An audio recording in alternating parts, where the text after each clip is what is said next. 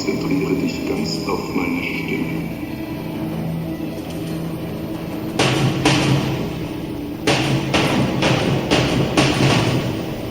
Deine Hände und deine Finger erwärmen sich und werden schwerer.